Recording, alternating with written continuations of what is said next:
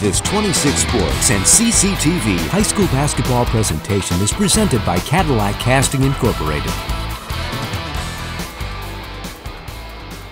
Well, it's halftime here from Cadillac High School, and the Vikings find themselves down by 17 here to the Ludington Orioles. Mike, what do you think of the first half for the Vikings? You know, a couple of things stand out right away. Turnovers, 10 in the first quarter, but they had 4 or 5 in the second quarter. And then you look at that on the offensive side, coupled with missing some easy shots and a couple of open shots that really would have helped. And then defensively not getting back in transition. Even after the made free throw there late in the second quarter by Callie Pullis, you see Ludington jump out with a long inbounds, one pass to the corner, they hit a cutter. And, you know, you get a turn and run. Yeah. Or at least stay and put some pressure on the inbounds on the person receiving them and make them work a little bit. So a couple of changes there. But I think Ludington's done a pretty good job on the other end. And, you know, we were looking at the score, the way the half went, it appears that Ludington should be up by quite a bit more, and the Vikings are only a couple of plays from being right back in this game.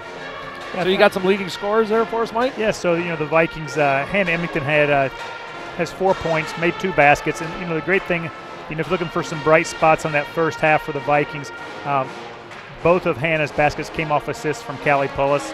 So taking a good pass and then finishing. And then Callie finished strong in the quarter. And Callie had 5 points in the first half, hit a couple buckets, went 1 for 2 from the free throw line to finish with 5. Also had a couple of rebounds and, of course, those 2 assists to Hannah. Yeah. And for Ludington, you know, we're looking at them thinking they've been in control of this game, and they've missed quite a few shots inside. Their half-court offense against the Viking zone's been pretty good. They just missed a lot of shots. They got a lot of offensive rebounds and missed several of those.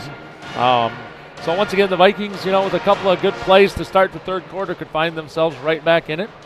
Leading the way for the Orioles right now is number 15, Zoe Zatarga. She's got 8 points in the first half.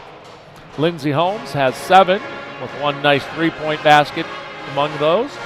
And Katie Mesher, she has 6 points. So you got 3 Orioles with good starts to the first half right here. You know, and certainly for the Vikings, Mike, you know, they got to get some injured players back. You know, it certainly hurts out there that Emmeline is not able to play. She's a good-sized kid, strong rebounder in there for the Vikings. And McKenna Bryant, who, like you mentioned earlier, has been out a while. I was talking with McKenna before the game and Emmeline, and we did a little pregame with them, and I know they're both anxious to get back. Certainly Coach Myers right there. He was talking to me about McKenna, you know, getting back on the floor, and, you know, he says one of the nicest kids he's got to work with. You know, she works really hard before the injury, and now she, you know, she has to take poor old a bunch of gruff from poor old Coach Myers.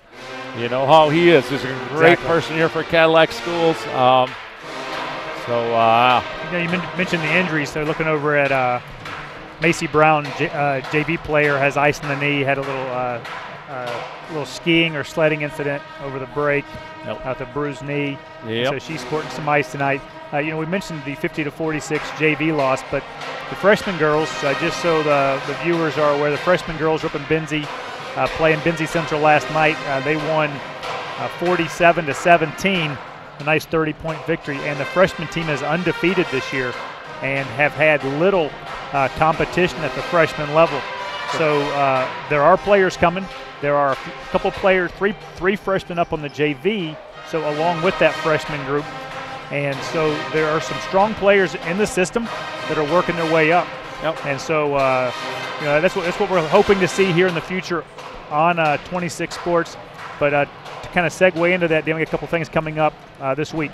Yeah, what do we got going on 26 Sports and CCTV? Well, Friday night, January 12th, we'll kind of work backwards in time. We've got both trucks out that night. One of them will be back here at the Cadillac High School gym for a boys basketball game. And the other truck will be over at the Wex for hockey as Alpena comes in for hockey. And then possibly everybody tomorrow night, which would be the 10th of January, it looks like the Viking hockey team will be in action. It's TC Central against again. TC Central, yep. Yep, and then Petoskey's in town on Friday. Petoskey on Friday, I think I had some bad notes there. Yeah, I think we're misreading our notes there. So, hey, we're going to take another short break.